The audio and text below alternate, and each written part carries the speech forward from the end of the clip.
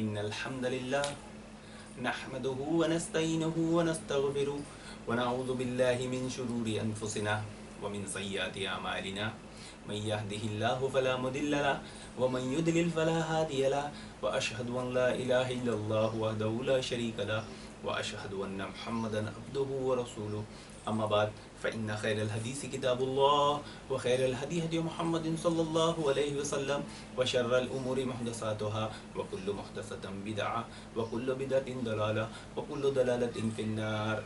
अम्मा बाद, बेशक तमाम तारीफ़ अल्लाह रब्बुल आलमीन के लिए बेपनाह दुरूद व सलाम हो अल्लाह के नबी सल्लल्लाहु अलैहि वसल्लम और आपके असहाब पर। अल्लाहुम्मा सल्लि अला मुहम्मदिन व अला आलि मुहम्मद कमा सल्लैता अला इब्राहीम व अला आलि इब्राहीम इन्नका हमीदुम मजीद।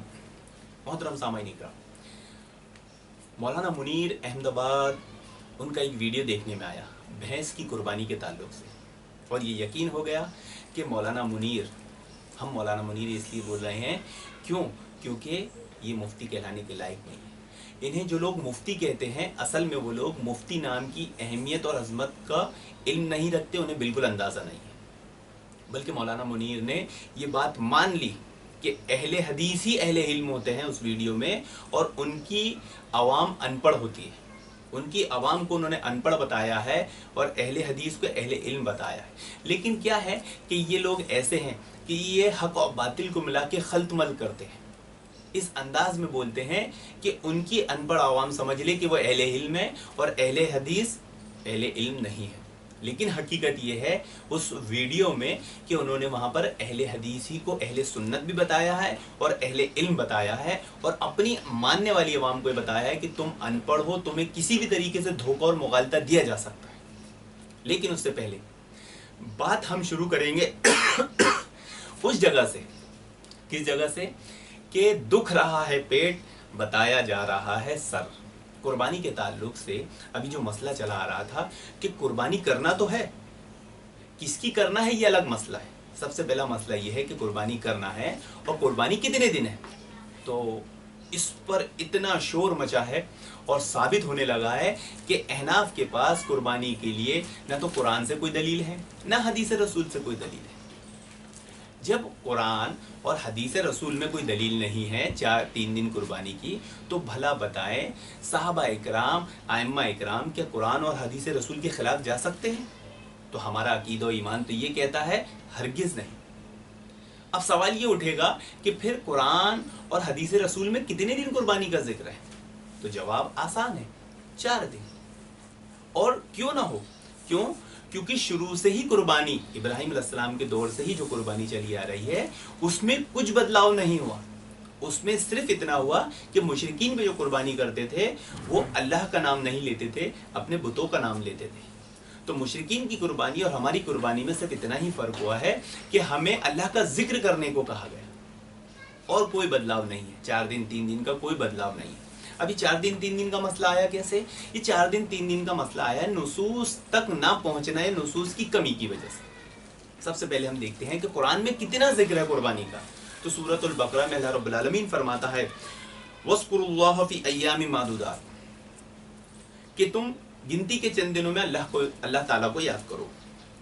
फमन तअज्जला फी यौमिन फला इस्मा अलैहि वमन तअख्खरा फला इस्मा अलैहि, और जो कोई 2 दिन गुजार कर मिना से जाना चाहे तो उस पर कोई गुनाह नहीं, और जो ताखीर से जाना चाहे तो उस पर कोई गुनाह नहीं। ये सूरतुल बकरा में अल्लाह रब्बुल आलमीन फरमा रहा है 2 दिन गुजार के मिना से जाना चाहे। 2 दिन कब होते हैं? 10, 11, 12, 13, ये 4 दिन है। अब इसमें से कौन से 2 दिन गुजार कर इंसान जाएगा तो उस पर कोई गुनाह नहीं, और जो ताखीर से जाएगा तो उस पर कोई गुनाह नहीं। अगर यौमुन नहर में अय्याम तशरीक को शुमार किया जाए कि अय्याम तशरीक के जो दिन हैं वो यौमुन नहर से स्टार्ट होते हैं, तो 10 और 11 गुजार कर जो शख्स जाएगा उस पर कोई गुनाह नहीं, ये कुरान की आयत के हिसाब से। लेकिन हम देखते हैं आज के दौर में अहनाफ अक्सर क्या कहते हैं, जैसी तरावी की बात आती है बोले देखो सऊदी में क्या हो रहा है 20 रकात, जबकि वहाँ 2 जमात होती है 10-10 रकात की, उसे ये 20 बोल देते हैं। ये बड़ी नादानी और बेवकूफ़ी है। इसी तरह जैसे कोई जुमा की नमाज, कोई ईद की नमाज ज़्यादा अवाम होने की वजह से, किसी मसले की वजह से 2 जमात पढ़ता है तो कोई उसे 4 रकात बोलना चालू कर दे तो ये उसकी कम अकली है। اس کی لا علمی ہے, اس کی بیوقوفی ہے. تو ایسے ہی یہ فوراً سعودی کا حوالہ دیتے ہیں, لیکن حج کے مسئلے میں سعودی کو بھول جاتے ہیں. یہ نہیں دیکھتے کہ آج حج چل رہا ہے اور حج چالو ہونے والا ہے, تو کوئی شخص 10 اور 11 2 دن گزار کر مینا سے روانہ ہوتا ہے؟ نہیں. پتہ چلے گا کہ 11 کو روانہ کوئی ہوتا ہی نہیں, اس پہ اجماع ہے, اس پر اتفاق ہے سب کا, کوئی نہیں ہوتا, آج بھی نہیں ہوتا. تو آج یہ دلیل نہیں دی جاتی. کیوں؟ اس کو چھپایا جاتا ہے. اگر یہ بتا دیا جائے گا تو پتہ چلے گا کہ 4 دن قربانی ہے. کیوں؟ کیونکہ 2 دن گزار کر کب جاتے ہیں؟ 11 اور 12 کو لوگ جاتے ہیں, اور تاخیر والے 13 کو جاتے ہیں. تو ثابت ہوا کہ قرآن نے 4 دن قربانی بتایا. قرآن نے کتنے دن بتایا؟ 4 دن قربانی. اور قرآن میں جب 4 دن قربانی آ جائے تو کیا اللہ کے نبی صلی اللہ علیہ وسلم 3 دن قربانی بتائیں گے؟ کیا ایسا عقیدہ و ایمان ہمارا ہونا چاہیے؟ کیا صحابہ اکرام 3 دن قربانی بتائیں گے؟ کیا ایسا عقیدہ و ایمان ہمارا ہونا چاہیے؟ نہیں, ہرگز نہیں. ہمارا عقیدہ و ایمان تو یہ ہے کہ جب اللہ رب العالمین نے شروع سے دن وہی رکھا ہے, کچھ بدلاؤ نہیں کیا, تو اللہ کے نبی بھی 4 دن بتائیں گے, صحابہ اکرام بھی 4 دن بتائیں گے, ائمہ اکرام بھی 4 دن بتائیں گے, اور مسلمان بھی 4 دن مانیں گے. اور ہوا بھی ایسا ہی ہے کہ اللہ کے نبی صلی اللہ علیہ وسلم سے جو مرفوع حدیث ملتی ہے جبیر بن مطعم رضی اللہ عنہ والی, اس میں 4 دن قربانی کا ذکر ہے. اب یہ مولانا منیر جیسے لوگ اور یہ نام کے مفتی لوگ اس حدیث کو ضعیف ثابت کرنے پہ تلے رہتے ہیں. تو ہم اس بحث کو لمبا کرنا نہیں چاہتے. ہم ایک آسان سی دلیل دیتے ہیں جو ان کے گھر کی ہے. بولتے ہیں نا, گھر کو آگ لگ گئی گھر کے چراغ سے. مسند احمد میں یہی روایت ہے, لیکن یہ روایت منقطع ہے. اور اس روایت کے تعلق سے شعیب ارنوت, یہ مقلد مولانا منیر جیسے نام کے مفتی لوگ اکثر شعیب ارنوت کا نام بڑا زور شور سے اٹھاتے ہیں, کہتے ہیں کہ شعیب ارنوت بہت بڑے محدث ہیں, آج کے زمانے کے بہت بڑے عالم ہیں. تو شعیب ارنوت اس حدیث پہ کلام کرتے ہوئے کہتے ہیں کہ مختلف طرق سے آتے ہوئے یہ حدیث صحیح ہو جاتی ہے. اس کے طرق اتنے سارے ہیں کہ یہ حدیث صحیح ہے. اس بحث میں ہم نہیں جانا چاہتے کیونکہ بحث ایک بہت لمبی بڑھ جائے گی. تو پتہ چلا کہ احناف نے بھی آخرکار مان لیا کہ 4 دن قربانی کی حدیث رسول صحیح ہے. ویسے تو صحیح ہے, 4 دن تو ہے ہی, لیکن یہ دھوکہ کیا دیتے ہیں کہ نہ قرآن کی کسی آیت سے بتائیں گے 3 دن, نہ حدیث رسول سے 3 دن بتائیں گے, سیدھے جاتے ہیں عبداللہ ابن عمر کے قول کے, وہ بھی موطا امام مالک کے. ایک طرف تو یہ کہتے ہیں 4 امام برحق, لیکن ہم حنفی ہیں, لیکن یہاں مسئلے میں حنفی بن کی نہیں بلکہ مالکی بن جاتے ہیں, کیونکہ یہ مذہب تو امام مالک کا ہے, امام مالک کی کتاب میں لکھا ہے. جیسے لوگ حدیثوں میں بٹوارا کرتے ہیں, یہ امام شافعی کا مذہب ہے, امام مالک کا مذہب ہے, امام حنبل کا مذہب ہے, ہمارا مذہب ہے امام ابو حنیفہ کا.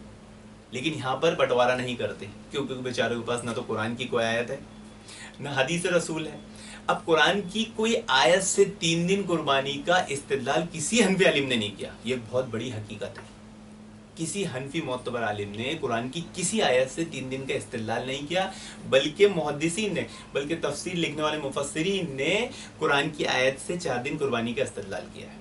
تو اس بڑی حقیقت کو چھپاتے ہیں, دھوکہ دیتے ہیں. اور یہ ویڈیو بنانے کا مقصد بھی مولانا منیر جیسے لوگوں کا یہی ہے کہ ان کے پاس اپنی عزت بچانے کے لیے اور کوئی چارہ نہیں تھا کہ وہ اٹھا کر بھینس کی قربانی کے نام پر جماعت اہل حدیث کی طرف تان و تشنی کرے, بنا محرم کے سینہ پیٹے, ماتم کرے, اور وہ ان کو بدنام کرے, ان پہ الزامات لگائے اور انتشار پھیلانا. تو یہ بہت بڑی حقیقت ہے کہ احناف کے علماء نے قرآن کی کسی آیت سے 3 دن کا استدلال نہیں کیا, بلکہ جتنے مفسرین نے استدلال کیا ہے 4 دن کا استدلال کیا. کیوں؟ اور اس کی دوسری گواہی حدیث رسول آ گئی. اور اس کے بعد عبداللہ ابن عمر کا جو قول ہے 3 دن والا, اس کے بجائے عبداللہ ابن عمر کا قول امام ابن کثیر نے 4 دن والا بھی لائے. تو صحابہ اکرام سے 4 دن والے قول بھی ہیں. تو یہ یہاں پر 4 دن والے سارے قول چھپا لیتے ہیں اور صرف 3 دن والے قول بتاتے ہیں, اور خود کیا بنتے ہیں اس مسئلے میں؟ یہودی. کیونکہ یہودی ایسا کرتے تھے کہ قرآن آسمانی کتاب, یعنی قرآن یعنی آسمانی کتاب جب پڑھتے تھے تو اس پر انگلی رکھ کے پڑھاتے تھے, کہ جتنا بتانا مقصد ہوتا اتنا بتاتے تھے, اور جتنا چھپانا مقصد ہوتا اس میں انگلی رکھ کے چھپا دیا کرتے تھے. تو یہ اپنی عوام الناس کو یہ بتانا چاہتے ہیں کہ تم ان پڑھ ہو, ہم جیسا چاہے تمہیں لٹھو بنا کے گھما سکتے ہیں. کیوں؟ کیونکہ ان کی عوام کی مثال لٹھو ہے. لٹھو ہوتا ہے نا جو ہم کھیلتے ہیں, اس میں رسی باندھتے ہیں, اس کو گھماتے ہیں. تو آپ دیکھیں گے رسی تو قرآن حدیث ہے. اب یہ رسی ہوتی کس کے پاس ہے گمراہ مقلد ہو گیا؟ ان کے علماؤں کے پاس ہوتی. عوام تو بولتی ہے ہم کو کچھ نہیں آتا, ہم تو امام کی تقلید کریں گے, تو وہ بن جاتے ہیں لٹھو. اب وہ رسی لپیٹ کر ان کو جو گھما کے چھوڑتا ہے وہ ساری زندگی گھومتے رہتے ہیں. لیکن یہ مسئلہ اہل حدیث کے ساتھ نہیں ہوتا, کیونکہ اہل حدیث کے پاس عالم کے پاس بھی علم ہوتا ہے اور عوام کے پاس بھی علم ہوتا ہے. اور اہل حدیث عوام کسی کی بات پر اندھی آمین نہیں کہتی, آمنا و صدقنا نہیں کہتی. اور بھینس کی قربانی کی جو دلیل, جو مثال, جو مولانا منیر جیسے جو مفتی کہلانے کے تو لائق ہے ہی نہیں, انہوں نے جو پیش کی ہے یہ ان کے دل کی جلن ہے. یہ بتایا ہے کہ واقعی اہل حدیث ہی اہل علم ہے اور ہماری عوام ایک دم ان پڑھ ہے. کیوں؟ کیونکہ علمی اختلاف اہل علم کی پہچان ہے. وہاں مولانا منیر کیا بتا رہے ہیں کہ دیکھو اہل حدیث کیا بولتے ہیں, ایک ادھر اہل حدیث کچھ بولتے ہیں کہ قربانی نہیں بھینس کی, اور کچھ بول رہے ہیں کہ قربانی ہے بھینس کی. علماء کچھ کہہ رہے ہیں. تو اس سے پتہ چلا یہ اہل علم کی پہچان ہے. کیوں؟ کیونکہ اہل علم ہی علم کے تعلق سے دلائل کے طور پر دلائل آ جانے کے بعد آپس میں علمی اختلاف کر سکتے ہیں. اور یہ صحابہ اکرام سے لے کے ائمہ اکرام سے لے کے چلا آ رہا ہے اور چلتا رہے گا قیامت تک. ہاں, اس کو انتشار کہنا یہ لا علموں کی پہچان ہے, یہ اسلام دشمنوں کی پہچان ہے, یہ رافضی خارجیوں کی پہچان ہے. بھلا بتائیں کہ صحابہ اکرام کے زمانے میں دلائل میں الفاظوں پر نصوص ایسے بہت ساری سینکڑوں مثالیں بن جائے گی, میں ان کو پیش کرنا نہیں چاہتا ورنہ ویڈیو بہت بڑا ہو جائے گا. تو اہل علم وہ ہوتے ہیں جو علمی اختلاف کرتے ہیں, اور مقلد کون ہوتے ہیں؟ ان کے پاس تو علم ہوتا ہی نہیں, وہ بیچارے صرف یہ دیکھ لیتے ہیں کہ ہمارے مولانا کیا بول رہے ہیں, آمنا صدقنا وہی کہہ دیتے اپنے مولانا کی بات پر. اب مولانا اہل علم کی بات کو انتشار بتا رہے اور وہ اسے مان رہے ہیں, اسے کہتے ہیں اندھی تقلید. کیوں؟ اختلاف کیا انتشار ہوتا ہے؟ جب اللہ کے نبی صلی اللہ علیہ وسلم نے اللہ کے تعالیٰ سے دعا کی کہ میری امت میں اختلاف نہ ہو, تو اللہ تعالیٰ نے وہ دعا قبول نہیں کی. اللہ کے نبی کی بہت ساری دعائیں قبول ہوئی, یہ دعا قبول نہیں ہوئی. تو یہ علم ہونا چاہیے کہ یہ اختلافات تو قیامت تک چلتے رہیں گے, قیامت تک چلتے رہیں گے. صحابہ اکرام کے دور سے لے کے آج تک آپ دیکھیے تو اختلاف ہو جانا ایک مسئلہ ہے. ان آیتوں اور ان حدیثوں سے آدمی یہ استدلال نہ کرے کہ اختلاف کرنا ہے. اختلاف کرنے کی نیت نہیں ہونا چاہیے, لیکن حالات انسان پر ایسے آئیں گے, مسائل ایسے آئیں گے کہ دلائل اور علم کی بنیاد پر اختلاف ہو جائے گا. اور صحابہ اکرام کے سے لے کے ائمہ اکرام سے لے کے آج تک چلا آ رہا ہے. تو یہ تو اہل علم اہل سنت کی پہچان ہے, اسے انتشار کہنا کتنی بڑی جہالت ہے. بلکہ مفتی منیر کو دیکھ کر یہ پتہ چلتا ہے قرآن کی سورۃ البقرہ کی وہ آیت فی قلوبہم مرض فزادہم اللہ مرضا, کہ ان کے دلوں میں بیماری تھی اور اس بیماری کو اللہ رب العالمین نے اور بڑھا دیا. یہ جو بیماری تھی اہل حدیث سے بغض, جلن, حسد. بھینس کی قربانی جائز ہے یا ناجائز ہے, اس پر مفتی منیر صاحب نے کوئی دلیل نہیں دی, بلکہ اہل حدیث علماء کے بیانات دکھا کر اپنی ان پڑھ عوام الناس کو تاثر دینا چاہا کہ بھائی تم سمجھ لو کہ بھینس کی قربانی جائز ہے. مفتی صاحب آپ کے اتنے برے دن آ گئے, مولانا مفتی منیر صاحب آپ کے اتنے برے دن آ گئے کہ آپ بھینس کی قربانی پر دلیل دینے کے بجائے آپ اہل حدیث علماء کے اقوال دکھا کر اپنا مذہب ثابت کر رہے ہیں. قربانی پر 3 دن کرنے پر آپ کے مذہب میں تو کچھ ہے نہیں, تو آپ امام مالک کا مذہب اپنا کے مالکی بن گئے اور اپنے آپ کو حنفی کہتے ہیں. ایسے ہی بھینس کی قربانی جائز ہے یا ناجائز ہے, اس پر آپ اہل حدیث علماء کے اقوال دکھا رہے ہیں. اہل حدیث ہو یا اہل علم ہو یا اہل سنت, اہل حدیث اہل سنت دونوں ایک ہی ہے. یہ شروع سے لے کے آج تک جو بھی ہوں, ان کے بیچ میں کوئی اختلاف ہوتا ہے تو وہ علمی اختلاف ہے اور یہ اہل علم کی پہچان ہے, اس میں کچھ غلط نہیں. اس کو جو غلط سمجھے وہ صحیح معنوں میں ان پڑھ ہے. ہونا تو یہ چاہیے تھا کہ مولانا منیر مفتی صاحب کو یہ بتانا چاہیے تھا کہ ہم انہیں ایک سوال دیتے ہیں کہ مولانا مفتی منیر صاحب کیا عبادت میں قیاس کیا جا سکتا ہے؟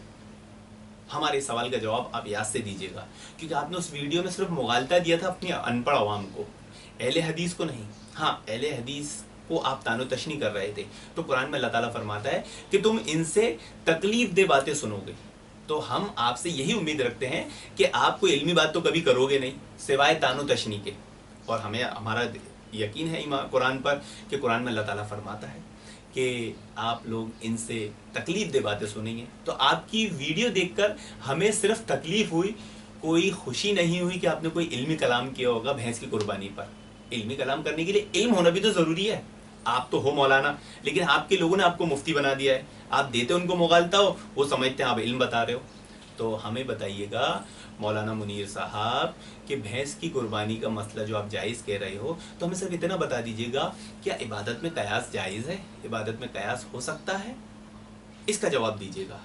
اللہ رب العالمین سے دعا ہے کہ اللہ رب العالمین ایسے گمراہ کرنے والے علماؤں سے ہماری امت مسلمہ کی حفاظت عطا فرمائے۔ اللہ رب العالمین امت مسلمہ کے نوجوانوں کو علم کی طرف آنے کی نیک توفیق عطا فرمائے، کتاب و سنت کا پابند بنائے، اور رافضیت، شیعیت، خارجیت اور یہودیت والی صفت اپنانے سے محفوظ فرمائے، کیونکہ اللہ کے نبی صلی اللہ علیہ وسلم نے فرمایا تھا میری امت یہودیوں کے مشابہ چلے گی، وہ گو کے بل میں گھسے گا، یہ گو کے بل میں گھس جائے گی، یعنی پورا یہودیوں کی، اور یہ اندھی تقلید یہودیوں کی سنت تھی جو آج بہت سے مسلمان کر رہے ہیں، انہیں معلوم ہی نہیں، وہ بیچارے تقلید کو واجب کہہ کر اللہ کے نبی صلی اللہ علیہ وسلم کی نبوت کا انکار کر دیتے ہیں۔